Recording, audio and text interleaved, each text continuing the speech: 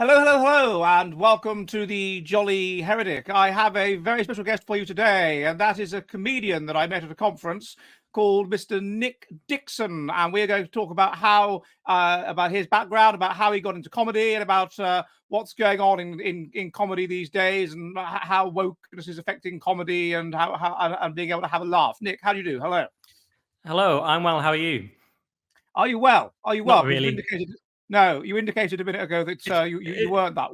It's just But a you're thing putting you on say, a isn't it? But you've broken the fourth wall. I'm not really well. No, I'm very tired and I'm mentally a mess because I'm a comedian or former comedian, so I have high neuroticism, Ed, as we discussed on our other podcast. Yeah, but you should also have high narcissism. A little bit. So I have a decent chunk. a healthy level of narcissism should balance out the neuroticism and allow you to function. Yes, it does for the normally. most part, but sometimes it gets a bit thrown off. And I should point out, I did say to you, I don't identify as a comedian anymore, Ed. You've got to use my correct pronouns and identifiers. I'm sort of post-comedy. I've left the comedy industry, so I'm a comedian slash commentator or comedic commentator. It allows me to be not that funny and not that serious. I'm sort of right in the sweet spot. You're sort of living life on fast forward. You're like Jim Bowen in the 80s, or Roy Walker. Those people that had been comedians in the 70s, and now they host game shows. Right, You're like, and I host a political show, so I'm kind of with a few jokes. exactly. It's so much easier. Yeah, but they don't do the comedians stand up anymore with jokes about the Irish or anything like that. Right, the closest I'll get. I mean, I did do a one-off gig following. I came on just before Dr. Jordan Peterson, if you've heard of him. But then I do my live show, the Weekly Skeptic podcast. We have a live show, me and Toby Young. So I do a bit of stand-up at the start, but it's mainly just roasting Toby Young and saying why he's a cuck. So it's not pure stand-up, really. So it's just saying Toby Young is a bit bald. Yeah, it's that kind of thing. That sort of level. Yeah. I see. They love it. They then like again, that. when I thought about that, that's actually the same predicament that any famous comedian would be in. You know, if you're Stuart Lee or whoever, you are just pandering to your audience. I was feeling guilty about it. It's like these are like in jokes for our audience. But actually, once you transcend the club comedy circuit level, you know, and become a stadium act, you're always pandering to your own audience. Because you know what they want. You know what they want. I mean, I'm not a comedian, but I know I use a bit of comedy in my speeches and presentations, and I know exactly what they want. I know what they want me to do. They want me to slag off the spiteful mutants. They want me to slag off the woke. They want me to show the research indicate in a funny way, indicating that left-wing people are generally ghastly. I know what they want. I know it, and they like the in jokes, things like that. Yeah, so I suppose that is true. I don't know if Stuart Lee is a spiteful mutant. Well, it's a good question. He's very spiteful, and I want to flag right at the top that I'm actually a spiteful mutant. I was thinking it was haunting me after our podcast when we did the current thing, which is my podcast, and you were on it, and I thought I should have mentioned we didn't get on. Actually, that's the one thing we didn't get onto was the spiteful mutant, and I thought I probably am one, even though I'm working against it. Well, because I have high neuroticism, I'm left-handed. I've gone through some of your traits, so aren't we both secretly spiteful mutants? I don't know. I mean, I don't know with me. That's the thing. It's hard to know whether it's to do with mutation or whether it's to do with developmental instability. So, for example, I was born 3 months early, so that will induce. That's a massive environmental insult, and it's associated with exactly the things that you could, like left-handedness, for example, or neuroticism, that could be there for genetic reasons in other people. So, how can you know? Did you have a massive environmental insult when you were young? Well, my school. No, I mean, my dad was left-handed, and my brother. I think we're just all the same. We all have brown eyes, left-handed. It's just genetics, as you said before. Lots of things are inherited. But I mean, didn't you say IQ was about 0.8 heritable? So presumably left-handedness is similar. I don't know. Maybe no. There's huge variation in how heritable things are. So something like handedness is not that heritable. No, it's not. It's also lots of environment. Okay, do you know what's funny? I grew up in that era where they still tried to correct you in a sort of Victorian way. So I remember eating left-handed in the canteen at school. I went to a Northern Comprehensive Ed, and this was primary school though. And I had a. What year were you born in? I don't even want to say because I'm in show business, but I'm very similar age to you. Well, I wasn't. I was born in 1980, and I wasn't. It's really silly not to say because I can just go to the Mormon website where all the British birth records are. I'm slightly younger than you, a touch younger than you, but I grew up in the north in a village. I don't know where you grew up, but it was very backward. I grew up in the south in a city, mate. I grew up in completely different. Yeah. I was holding a knife in the left hand, right? and that's the left-handed way, and the fork in the right hand. And then the din lady came and made me change it over. It was those kind of times. But then weirdly, no, that's fair enough. Though. That's fair another enough. din lady came and made me change it back. So I was very confused. Oh no, but I thought you meant writing. With writing, I thought you meant they tried to make you write. No, because that I know that I had a guitar teacher when I was younger, and he was born in 1959, and he was the last cohort and he was left-handed, where they were forced to write with their right hand. That was the last cohort, and then after that, if you were born 1960 or whatever, I believe they didn't do that anymore. So yeah, I was surprised about it. But yeah, but where in the north were you from? I'm from Cumbria, from the lakes, which is supposed to be the nice bit, but I've often told people it's a bit different when you grow up there, because people visit there for a holiday and they wear a cagoule and walk around and say, "Oh, isn't this lovely?" If it's not raining heavily, which it usually is. Whereas if you grow up there, it's more like just small town northern lads. You drink down the pub, you get into a fight or watch a fight. Someone's drink gets spiked. Someone dies of heroin. It's not quite what it looks like. I mean, my great-great-grandfather lived in a house called Thorney Howe in Grasmere. Well, there you go. I'm from just outside Grasmere. Yeah. Right, so that's where he was. Grasmere, you know Grasmere? I'm from just outside Grasmere. Yeah. Okay. Oh, cool. Okay. Well, there you are. So I don't know if you've been to Thorney Howe. I probably have without knowing it. So it's a youth hostel these days, but it's not. It's so you're saying that where you are from is not as beautiful as Grasmere. No, I'm saying it literally is that area. I'm literally from like a short walk outside Grasmere. Oh, so you're from Beauty. You're from Beauty Central. Exactly. I'm from the most beautiful part of England, maybe, but one of the most beautiful in the world. But I'm merely sort of cutting off in advance anyone saying, "Oh, it was just probably amazing." Then growing up, because I maintain that it was awful, because I maintain that the experience living there is very different from the visitor. Yeah, because it's boring living there. It's boring, and it's northern, and my friends were on council estates and stuff. It was not like, it's seen as sort of posh now, and it's seen as a posh, fun place to visit. And I'm saying the experience of growing up there is more akin to any small northern town than it really. We weren't out walking on the fells. We were at the pub. We were taking the piss out of each other, calling each other gay. It was like any northern town. You know what I mean? Imagine being brought up in Buckingham Palaces or Hampton Court Palace is the same. People say, "Oh, well, it's different living there and being brought up there." Yeah, try living it. Well, that's what Prince Harry's saying. That's his whole career. Come there for the day and go around the maze. Try fucking living in the maze. I mean, it's awful. Yeah. Don't know where you are from one minute to the next. Yeah, no, I like the way that you're playing down the idyllic nature of your childhood, even though obviously it was far more idyllic than living in South London.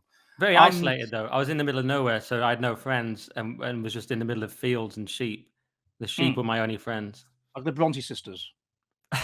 That's the Yorkshire moors, isn't it? It's York. But did you have siblings with whom you made up languages and had a brother, but he was quite normal. Oh, right. Okay, we just played football. So how did you turn out like you are then?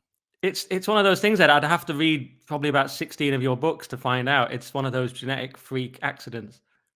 Yeah. I mean, for example, I don't know if you know Emil Kierkegaard. He's a chap I do research with, and he's very based and scientific and sort of Aspergery. Okay, no, I've heard of his granddad, Soren. Yeah, that's his great granddad. But his brother and mother, both of whom I met, are just really normal. It's ridiculous. And yeah. I said, but I met his mother. I said, so I understand, like Emil Kierkegaard used to live inside your body. And she was like, yeah. I was like, well, it's weird, isn't it? Because you seem really normal, and he's just such a freak. But that's not a particularly normal thing to say to someone's mother either, is it? So no, but she appreciated that I was friends with Emil, and so she expected. She expected that. Yes, yeah. Not only she expected it. I think she desired it. She wished for it. She's like, I'm just happy Emil's got some friends.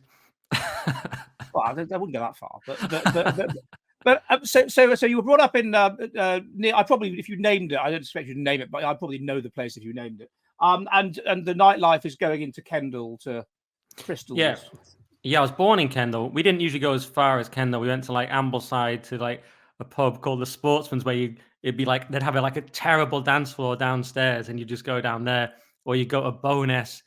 And I remember my brother going to Bowness and getting someone hit him in the face with a can. He had a big swelling. This is the kind of thing I'm giving you. People would get in fights there. Yeah, that kind of thing. Little small towns. So then you'd go at like the park after, because there'd be nowhere left to go, and you just swing off trees and stuff when you'd had some drinks, and just hijinks like that. Yeah. So you went from Grasmere, and you did you go to? Have you ever been to the Rydal Cave? I remember Yeah, of going to that. course. Yeah. So there's stuff happening around around that area. I remember I went there in the year 2000. I was with this girl that was from up there. Various places in the area. Stick the names, all these lovely idyllic names. Oh yeah, the caves are amazing, but that'd be like every day for us. It'd be like a short walk. You're talking about This doing it as a one-off Langdale, pilgrimage. Yeah, Skelworth, yeah, Trout, yeah, yeah, yeah. is one Troutbeck's where I went to school. Well, yeah, basically. Troutbeck. Okay, so Yeah, you well, went to Windermere, Troutbeck. Yeah, go on. so you went to a sort of comprehensive, ordinary school where everything's gay, and Yeah. whatever. But and you were so gay though. You were so gay that you went to university. That's it. That's gay. That was that. Yeah, that was mega gay. That was the Was worst. that level? And you've got. As I understand it, where did you go to university? Newcastle and Newcastle. York. Okay, Newcastle's quite.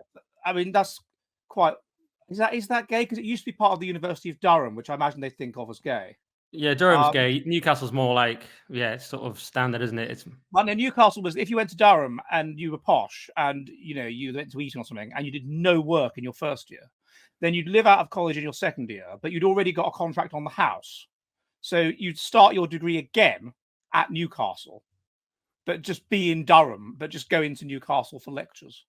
right. And that was the big thing. We thought of Durham as very posh, and Durham was divided into the really posh students who always seemed to be wearing bow ties and dinner jackets, and then the locals who would beat them up. That was our perception of Durham. Oh yeah, that's true. There was a guy there. That's a posh guy while I was there. I was there 99 to 02, and in I guess it was the year 2000. There was a guy that was killed.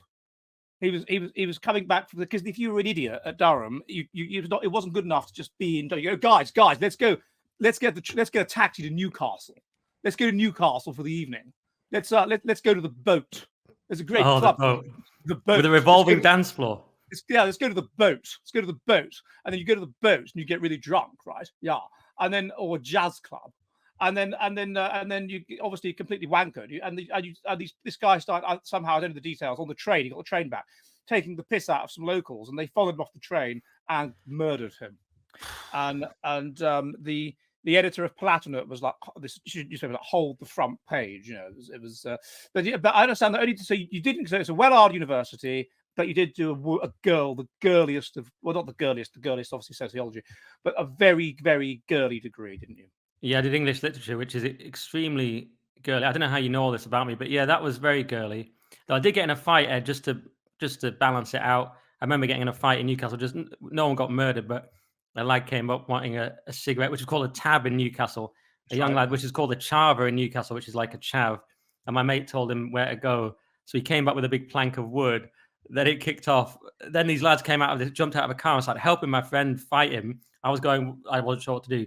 Then they drove off. Loads of other chavas emerged, like the little dinosaurs in Jurassic Park, just loads of them punching my mate in the face. So I had to jump in, got a couple of them out of the way, got kicked one of them out of the way, got punched in the face myself. It created enough of a diversion to get out of there. There was a fight. I was like, just to give you an idea, we were getting in a fight on the Shields Road, which is between Heaton and Byker. And then later I was yeah, Christ. I went to a heavy metal concert at a pub in Byker called the Foley Arms. And like a black Christ, it was nasty, Byker. Yeah. I mean, well, it was just to give you an idea, I was signing on in Byker at one point in my life with no prospects or idea of what I would do. I was just signing on. Didn't have a trust fund. I wasn't LARPing. I was signing on in Byker going, I don't know what I'm going to do in my life. So it's been a long journey.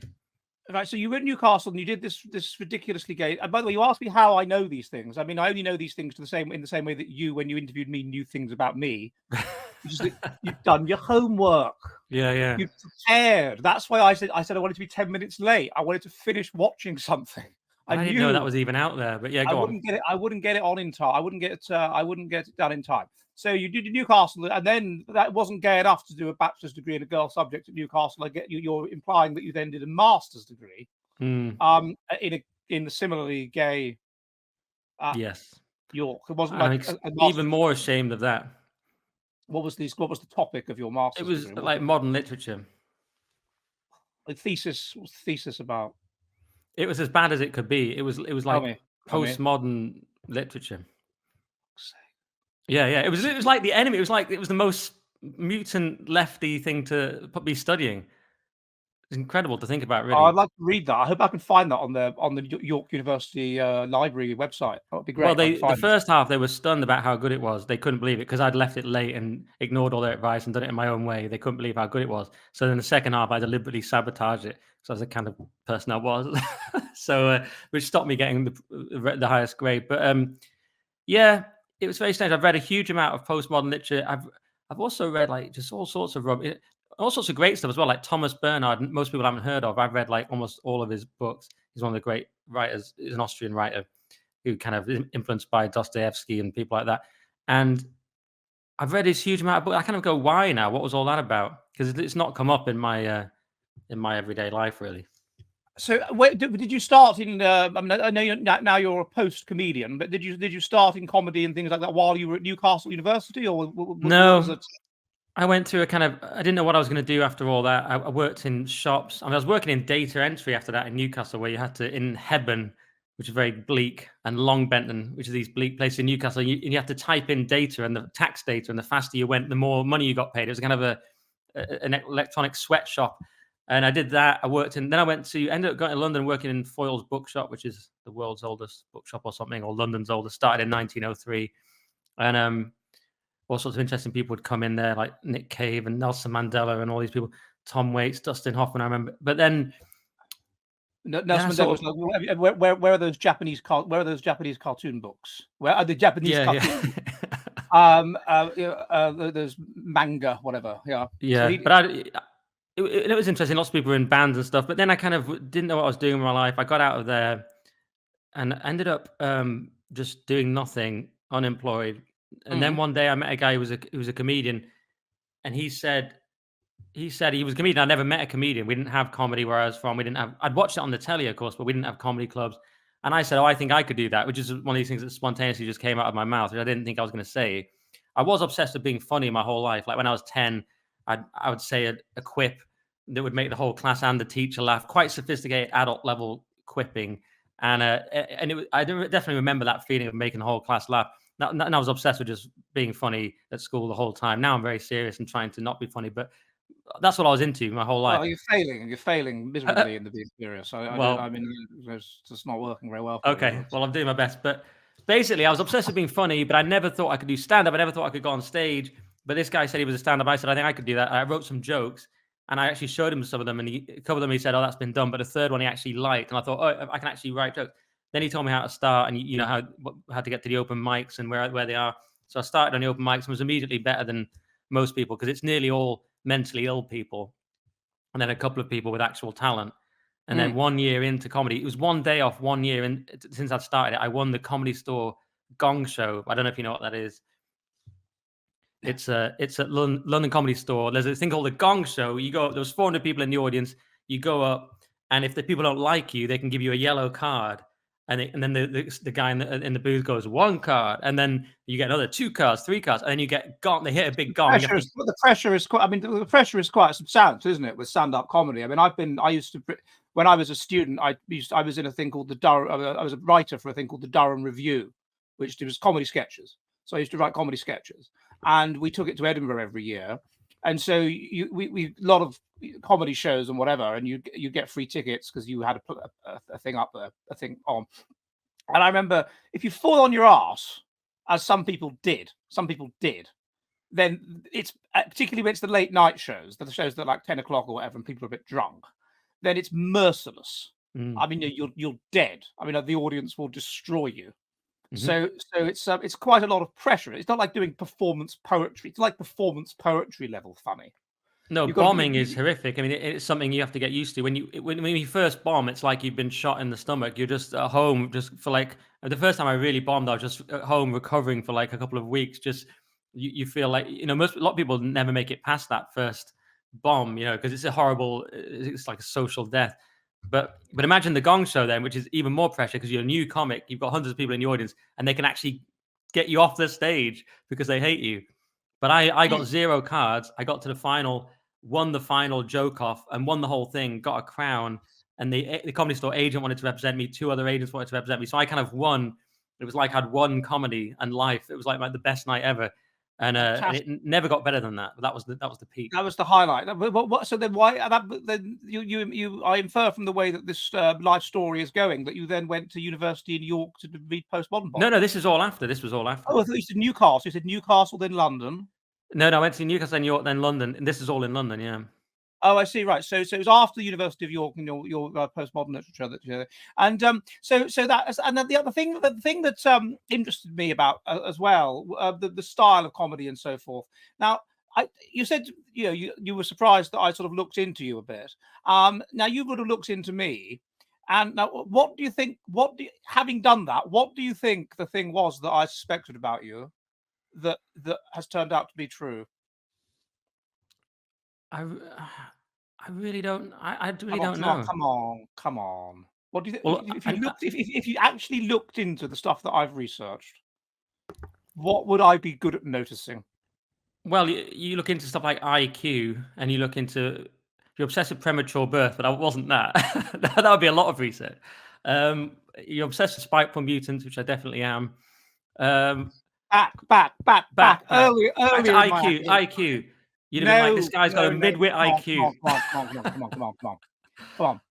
Hang on. You must be. I don't know if the people when this goes out, if they're going to have to cut this, because I thought you'd get it straight away. What would my radar tell me you were? Oh, you are very tired. You are very tired. Conservative or Christian. And yes, that's the thing.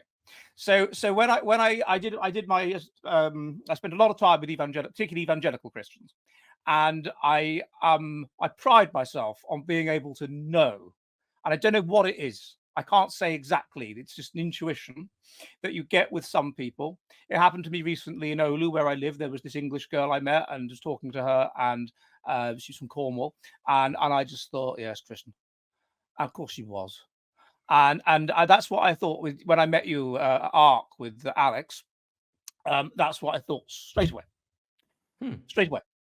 And it was confirmed today when I watched one of your routines on this. So how did that happen? That is interesting, because I don't think of myself as a proper Christian. I'm always saying that maybe I'm not a proper Christian, but maybe you can tell anyway. Maybe you can get through even that self-doubt. And yeah, I can, because there's a bit of swearing and that you do, and so a real fundamentalist Christian wouldn't do that. So right. Tim Vine, who is an actual like evangelical, you notice that he doesn't swear. Yeah, whereas Milton Jones is another one. They just do one-liners that are very clean. Right, very, very clean. So I was like, no, it's not that. It's not extreme. It's not like well, I don't know if you had them at Newcastle University, but there was a group at Durham called DICU, Durham Intercollegiate Christian Union, no, the swearing that was no. But there were more liberal groups. But was that something that you were just brought up as, or no? That's something fairly recent. Where that's why I have all this kind of. I mean, your Christian Dar is still kind of on point, but that's why I have all this doubt about it, because it's a fairly recent thing. Well, of course, I was brought up nominally Christian, like everyone was in those times, Ed, and it was a Christian country back then called England, which doesn't exist anymore. And we went to, we did hymns every morning. We went across to the church all the time. Even in secondary school, it was religious assemblies, and that was just the norm. So, of course, I was nominally Christian, and I did think of myself as vaguely Christian, and didn't. Then I became confused when I was 18. When I watched the film The Thin Red Line by Terrence Malick, the war film. It's a Second World War movie. It's a great film. But the strange thing is, the movie's kind of Jim Caviezel in the movie is a Christian, and Sean Penn is a sort of cynical atheist, and it's about that debate, and there's a kind of pantheistic vibe throughout the movie. But for some reason, I took from it one character sort of promoting, suggesting the idea that we're just kind of dirt, which I'd never really thought about before. So I kind of, after that movie, I became very confused, and I thought maybe I'm not a Christian anymore. But then I eventually came back to it. But what happened to make you think you were a Christian in the first place? Well, I just assumed I was in the first place, and you just were brought up in it, and it wasn't a great deal of thought. I just assumed I was. We were going to church all the time. We grew up with the nativity story and so on. It wasn't, unless you proactively rejected it, you wouldn't actually sort of think you were a Christian, surely. No, well, but then often when people go back to it, it's because of some kind of experience, some kind of religious experience or something like that, or they go through a terrible time in their life and then they feel saved by God or whatever. And that's why I thought when you say, "Oh, I met this comedian," I thought you were going to say, and his name was Jesus. No, so the way I went back to it was really weird. It was the opposite of what you're saying. It was sort of logical. It was, well, I claim it was logical. Maybe it was false logic. But I was listening to a lot of Jordan Peterson and all that, and he was always talking about the sort of ethics of Christianity, but he didn't have the spiritual belief part, or at least he's very coy about that part. And so I was just thinking one day, well, this is great to have all the ethics, but it'd be great if we could actually have the belief part back. And then I realized, well, why not actively just decide to believe? And then I realized that's probably how it's always been. God doesn't just show up and say, "Here I am," and then it would be done for you.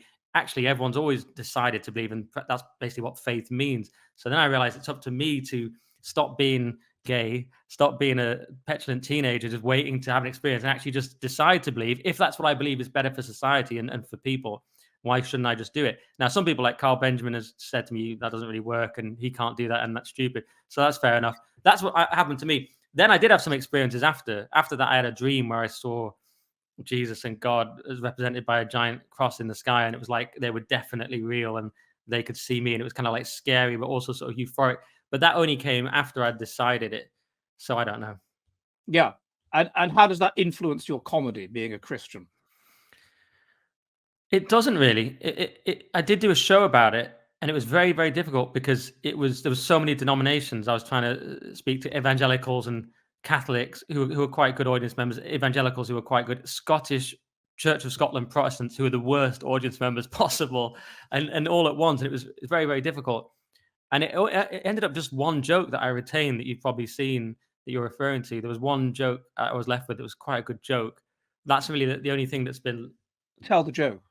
I don't know if I can remember it now because I'm so out of comedy. I'll try and remember it. I might mess up my own joke. I say that I'm a Christian, and I go, that's a bit awkward to admit now, isn't it? I say it's kind of people get a bit weird. It's everyone's embarrassed when you say you're a Christian. Even my dad. I told my dad I was Christian. He was so embarrassed. I had to tell him I was gay just to take the edge off. Take the edge off. That's the joke. I forgot it. I was like, Dad, I've met a man. He's like Jesus Christ. I was like, yeah, that's him. How do you know? So that's the joke, and it's got different layers to it. I forgot the joke myself because that's it. I've just watched it about half an hour ago, so I could. Yeah, so it was a good joke, but and it was based in truth that it was really, really weird to say you're a Christian, especially in the comedy world, and where there's those few people you mentioned, but they keep it quite quiet, and no one really talks about it. There's the people in the olden day comedians, the ones from the 70s. A lot of them were like Sid Little or whatever. A lot of them were Christians, but I don't know about any of the modern people. Well, Frank Skinner talks about it a bit. My friend Paul Tonkinson is a Catholic. He doesn't really talk about it in his stand-up. Tim Vine doesn't mention it. Milton Jones doesn't mention it. So a lot of them don't really mention it. Tim Vine has done a few religious-y things.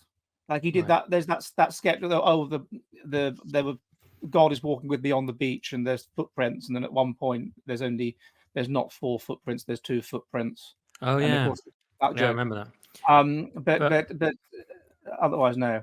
But I have to say, I'm not one of these TradCon type Christians. I'm not one of these. I always think maybe I'm not a proper Christian, and a lot of my friends are really just TradCon, and I'm not like that. I barely go to church.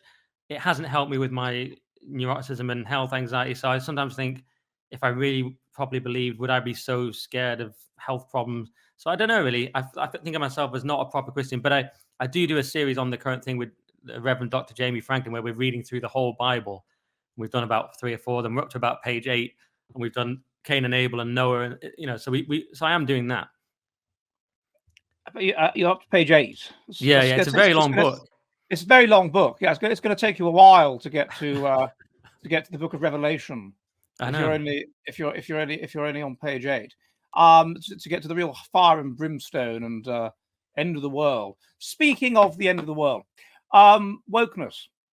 So the thing I wanted to, obviously, it's an industry you've been in for you were in for a while, and I get the impression as an outsider to this that there just isn't really good comedy anymore. We talked about this before on when I came on your show.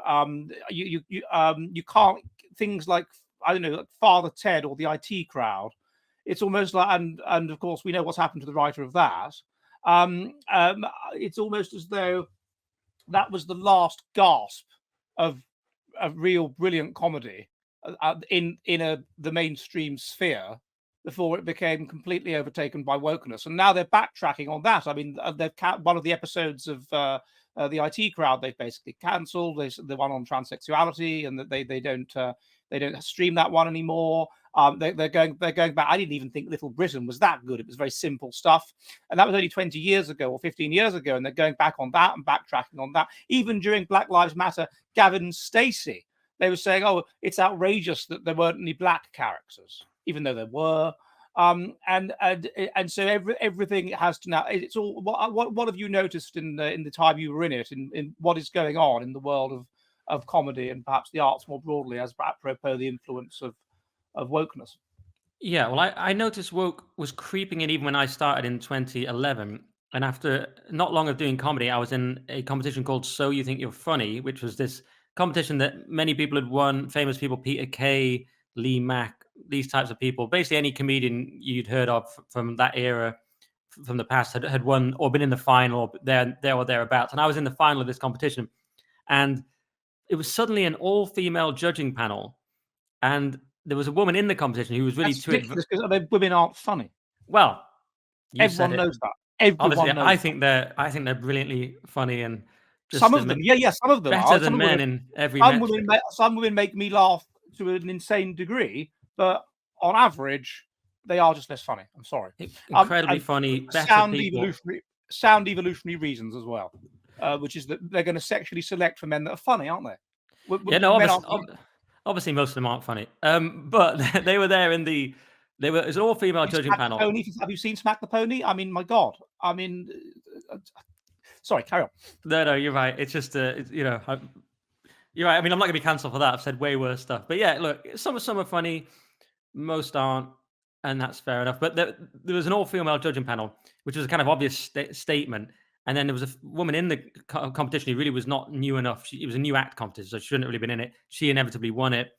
I got called misogynist in the review of the gig. Other people were getting called misogynist that year in reviews in Edinburgh. It was just like everyone was misogynist that year. And I was like, oh, so something's happened here. So that was the start of, that was a bit of the woke stuff coming in. Because if you looked at the previous winners, it was just like man. It's just been a man for just decades with like one woman, like Rona Cameron or something. But then it was just, 20 years of men winning, which no one thought twice about, right? Because we have to remember that pre-woke, we didn't think twice about the concept of merit.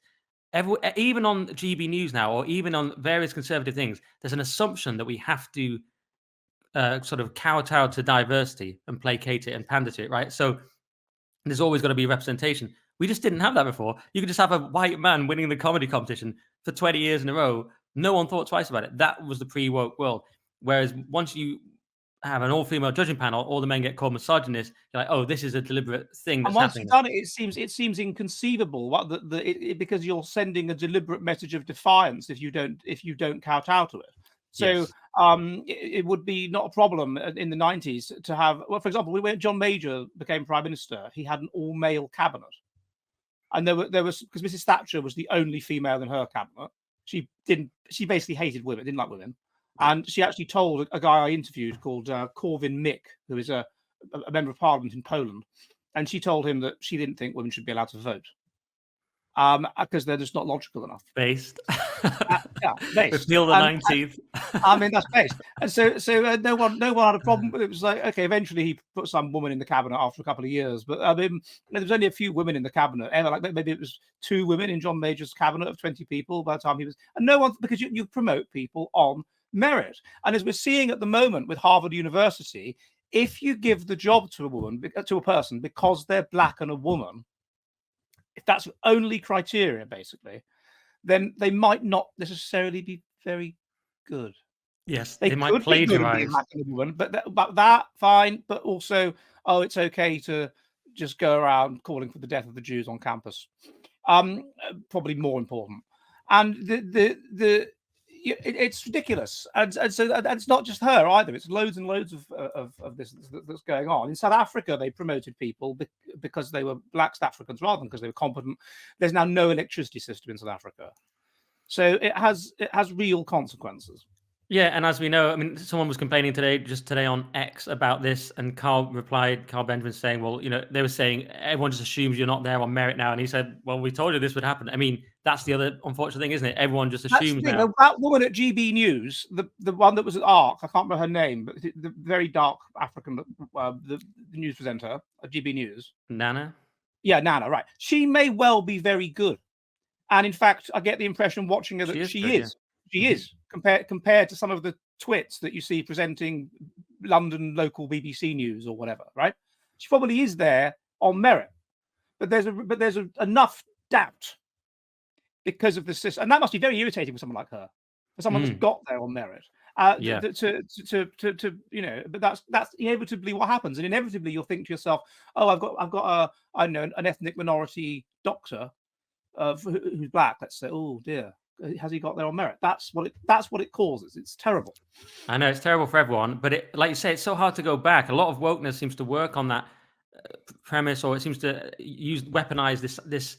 I don't know exactly how to put it. It's just very hard to go back, as you say, because then it becomes this big statement. Oh, it's all straight white men, but before that wasn't a thing because we're in a 80% white country, whatever it is, and most people doing comedy were men, and most people are straight. So most comedians would be straight white men, for example, if it was comedy or whatever. And so that wasn't a thing. That was just, of course, they're straight white men, but then that became a problem. And then it's very hard to put the toothpaste back in the tube, isn't it? And go, we're going back to merit. Yes, it's all white men again, because then it looks like some big fascist statement, but you're actually going, no, we just did it on merit. We didn't think about it. And this is what we ended up with. But it's very hard to get back to so-called colorblindness. I think that you do get back to it, though. You get back to it if you're forced back to it. That's what, if you come up against something. So, for example, Oxford University, Cambridge University, Derby University, it was that you had to be Anglican, a confessing and quite fervent Anglican, in order to graduate from these universities. So the result was that they set up these dissenting academies, and a lot of the best research was happening there, and the cleverest kids were going like abroad or going to Scotland to get educated, and so Oxford was losing money, and so they had to start appointing on merit again, and then they did. So and now it's gone back the other way. Now, of course, they're not appointing on merit; they're appointing the new religion has come in. But of course, the result is that just things aren't funny. You know, like I watched this series. What was it? I can't remember what it was called. I assumed this would be the pit. This would be the essence. It couldn't get worse than this. And this was in about 2006 or 7. And there was this ludicrous series, so politically correct, more politically correct even than The Thin Blue Line, about Jasper Carrot, and he's married to a South Asian woman, and she's got kids, and one of those kids is completely disabled and can't speak, and just sort of sits there in a wheelchair, and you hear his witty thoughts as a voiceover. And what's this? I've never heard of this. It's brilliant. I feel like you've dreamt this. I haven't dreamt. Honestly, I haven't. My friend told me about it. I thought you're lying. Like nothing can be that ridiculously morally didactic and PC. And that was about 15 years ago. And let me see what it was called. And of course, it's got a lot worse since. So what has since 2011? You noticed the beginning of this process. So how has it developed since then? Well, as we know, it's just got more and more rampant. That was just a little example. Like in real life examples of what it's led to in comedy. Okay. Well, it led to, after that, a few years later, the assumption, spoken or unspoken or spoken in private in comedy, that you would not get, for example, an agent if you were a straight white man, or you would not get a good agent, or you would have no real chance getting on TV, or you would have a much reduced chance. So comedians were all trying to get on live at the Apollo. That was the big thing, especially when it was on BBC One and people actually watched it. They moved it to BBC. They've ruined it now, moved it to BBC Two. No one watched it. But for a while, that was the big thing. And it started off, seemed to be basically merit. It started off as Jack D's show. It was Jack D's live at the Apollo. Then it became just live at the Apollo. And again, it was people like Lee Mack, Jack D, and these very good, strong performers. Then it became woke, and it became, okay, we have to represent And I've never understood why stand-up comedy, and I got in a lot of trouble for this, has to be representative of anything. I just thought it's not the House, even if you buy into the idea that Parliament has to be, or the council or something like that, why does stand-up comedy, which is a very strange and unique skill for kind of weirdos with nowhere else to go in their life? It's a specific skill. It's like saying, I mean, it's like saying rocket engineering should be representative. And that's when it gets really silly. Let's send a rocket to Mars with people on it, but let's not appoint the engineers or the physicists on merit. And that's when these things come down. That's when they fall apart, because then people die. Then things go seriously wrong. But when it's something that's decadent, like stand-up comedy, art, you can get away with it.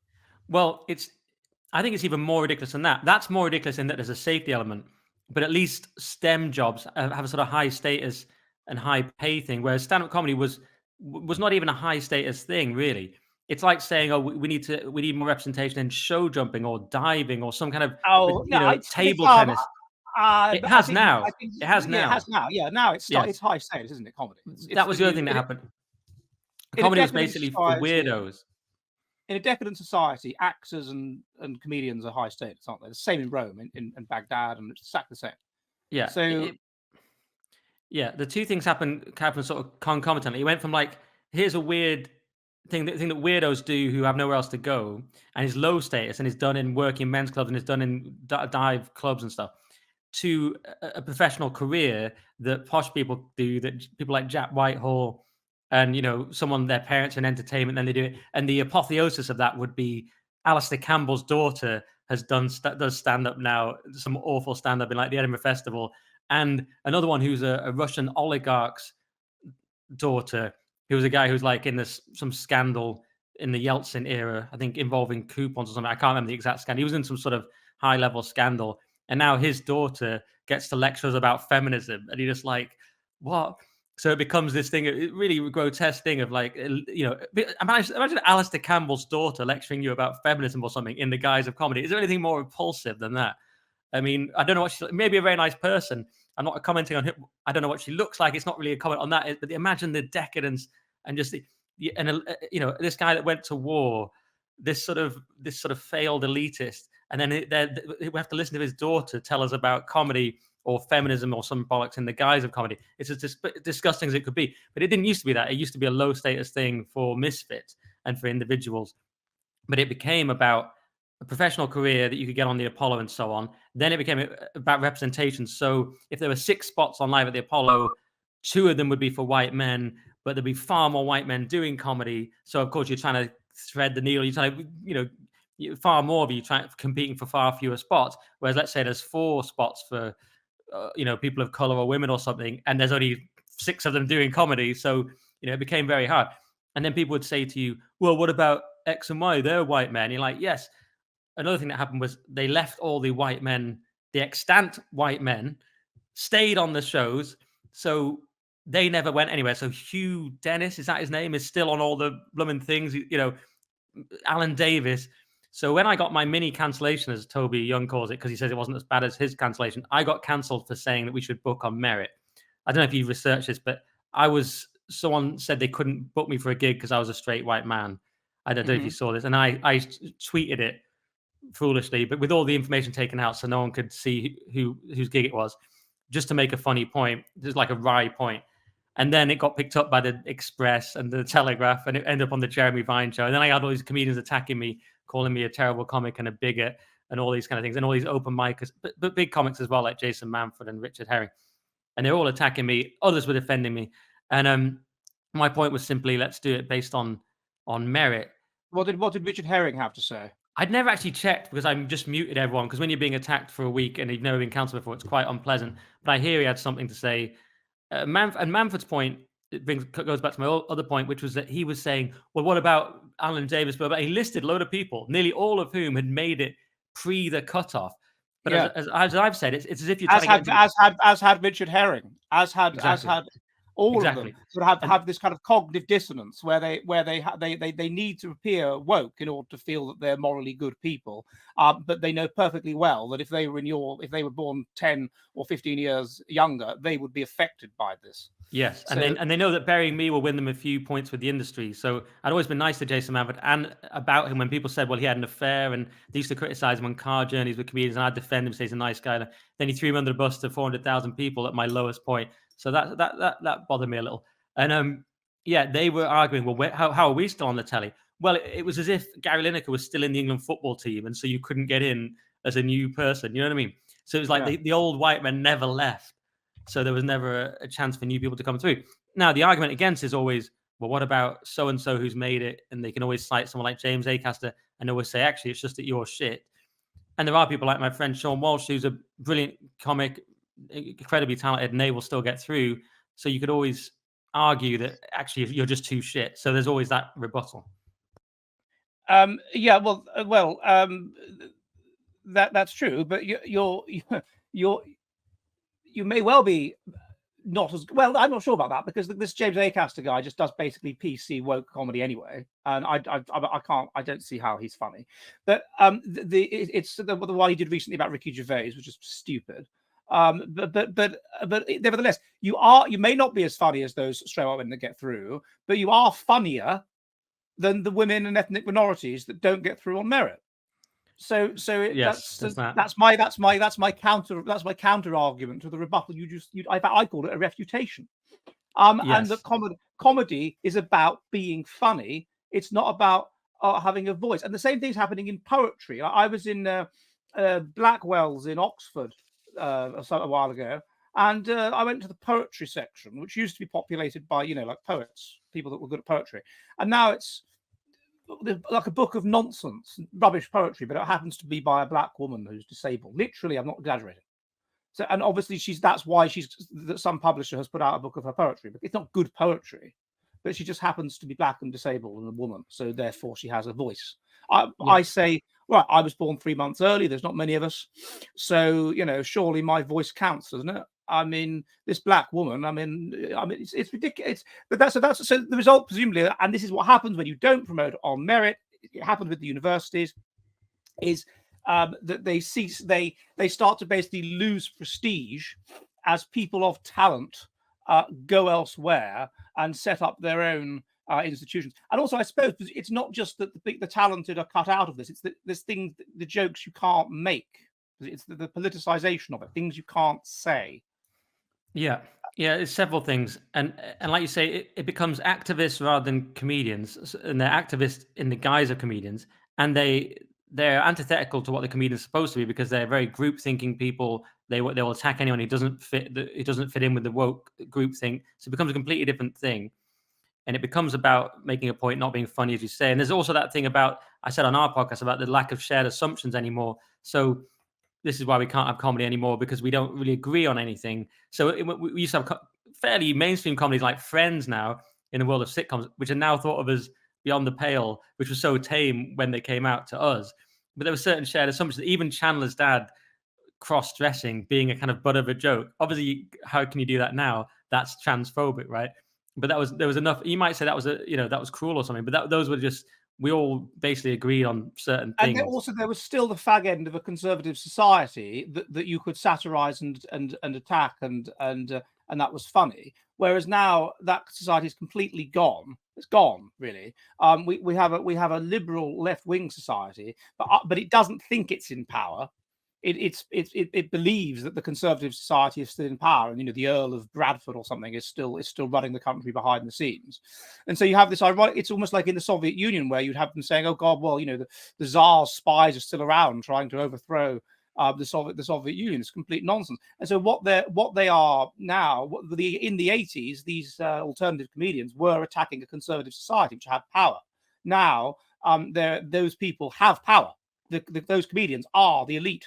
And they're basically just the lieutenants to uphold the system. Yeah, I call them regime comedians. Graham Linehan also calls them that. I think I came up with it. Maybe he did. But yeah, in the 80s, that's interesting because in this country, there was alternative comedy, which was a little bit smug and insufferable, but at least you could say Thatcher was in for an awful long time. they were anti-Thatcher, so there was an anti-establishment element to it. In hindsight, you could look at it and say, well, they replaced the working men's comics. Was it actually middle-class people replacing a working-class tradition? Maybe they weren't so anti-establishment. Maybe in a way they were already elitist in a sense, but they were at least attacking Thatcher, which you could say was punching up, if you want to use those stupid phrases. Whereas, yeah, once that, then there was like sort of free time in the 90s where it was just kind of, you had like laddish humor, Frank Skinner and stuff, and it was just about, you could be outrageous and say anything. And that was probably a better, good time for comedy. And now, like you say, now it's they are the establishment and the regime, but they still have to pretend not to be. Like Stuart Lee always has to pretend still that he's some sort of rebel, which is completely ludicrous, while praising Carol Vorderman because she attacks the Tories or something, and Jolly and Mourn. It's the most absurd idea. And the idea is this nonsense worldview they have of an England of the 50s, which no longer exists, where the right wing are still very much in charge and have power, which is obviously not true. It's they who have power, and so to the extent that comedy is the Shakespearean fool speaking truth to power, that's exactly the opposite of what they're doing. They're not that. The Shakespearean fool becomes these breakaway these breakaway subcultures which are not represented in to the extent that we still have it. I mean, my kids hardly watch television at all, but it's boomers that watch TV, for Christ's sake.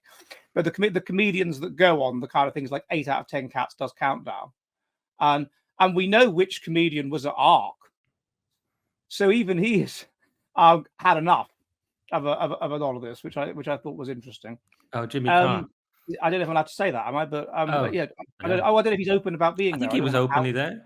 Was he openly there? Okay, so Jimmy Carr, and even I chatted to him.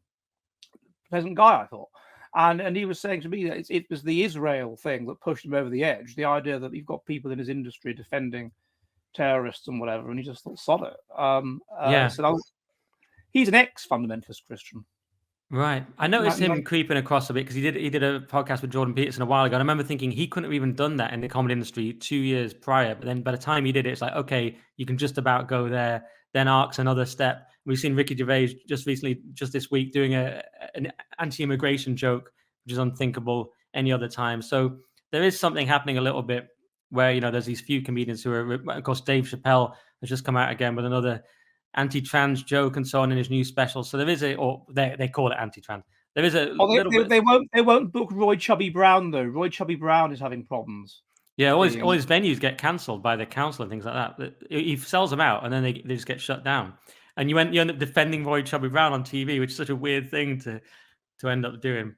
Yeah, that's he stuck to his guns. He just carried on doing the comedy of the kind of the 70s, really. Yeah, and then when in the 80s or 90s it was considered really lowbrow stuff, but you look at it now, or watch it now, and stuff from his that I find on YouTube or whatever, and it's highly rebellious. You're like, wow, this is speaking truth. Wow, this is actually the new alternative comedy. That's what I mean. Maybe they were the real rebels all along, the alternative comics. No, they weren't. They were. That's the interesting. They were the regime comedians of that. I think there's some element of truth in the idea that they were the regime comedians of that time. There were certain shared assumptions at that time that you upheld. That it's awful to be a puff and whatever, and they do jokes about things like that. So they were in a way the regime comedians of their time, and then they started hosting panel shows. And that's exactly what we see with the regime comedians of our time. They do comedy and they host panel shows. And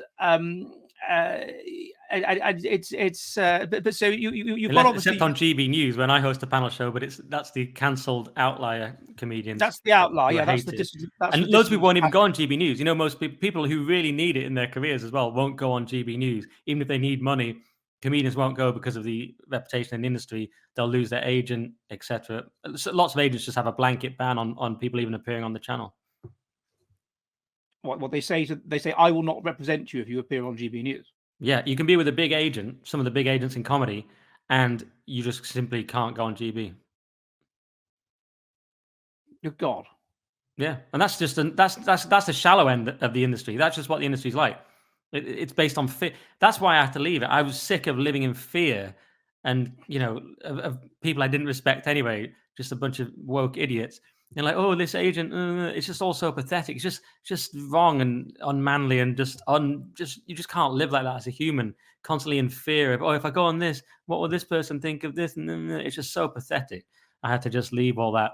And it's somewhat sad, and it's, I suppose, somewhat nice in other ways. I mean, yeah, one thinks of people like Andrew Lawrence that does well with his own audience on YouTube. He's a sort of cancelled. He's very cancelled. He was cancelled twice, actually. The second time he lost his agent. Even other comics at the agency were saying, we won't stay if you continue to represent him. He lost all his venues, but now he's sort of back again. I think he's touring again, and does his YouTube. So yeah, it's microcosms of one, really. It's down to do you support that individual's work? And people support me and Toby on the Weekly Skeptic and my podcast, and that's great. And your Substack and everything, and your podcast. So it's down to, I mean, it's good in a way, isn't it? Because you can make a living, or you can do okay just telling the truth and being yourself. And in some way, that's amazing and a great opportunity. And but then on the other hand, it's sad because we've lost that shared culture where we would have all watched Father Ted, Friends, etc., and we could all. And we were united as a country and as a people. You were united by it. That was the brilliant thing. You go back to school on a Monday, and people are like, "Did you see Father Ted?" Yeah, and they're like, "Yeah." And then you do the jokes. Yeah. And that's decreasingly there. Or if it is there, it's among a little subsection. I know it's partly the internet, isn't it? Just like it'd be like, "Did you watch Ed Dutton's video on this?" And you might at some point, I'll watch it later. But of course, it's technology. It was all on at the same time. And it went out to massive audiences, but it was also the shared assumptions behind it culturally as well, wasn't it? And that's what we've definitely lost. So but we haven't lost it though in the darts. Excellent. Well, it was great to talk to you about all these things. And so where can people find you online, and what are you up to and what's going on? Okay, well, definitely go to my podcast, The Weekly Skeptic with Toby Young, if you're not already listening. 1.2 million downloads. People love it, unless you hate Toby or something. Obviously, you couldn't hate me. But if you do hate Toby, there's also The Current Thing, my other podcast, where I interview people like Professor Edward Dutton, Carl Benjamin, Eric Kaufman, Doug Stokes, people like this. Very smart people. And Nick Dixon Comic on X, at Nick Dixon Comic, nickdixon.substack.com. If you really like me, you can go to buymeacoffee.com/Nick Dixon and buy me a digital coffee. But that probably start with the podcast and see if you actually like me first. We probably have some crossover audience, though, Ed. I think we do. Well, we certainly will now, because all of you lovely boys watching this are going to go over and watch Nick and watch some of his routines online and have a good laugh. So I think if we didn't before, we do now. So I'd like to thank Nick for coming down the Jolly Heretic, and I will see you all soon. And tally ho and goodbye.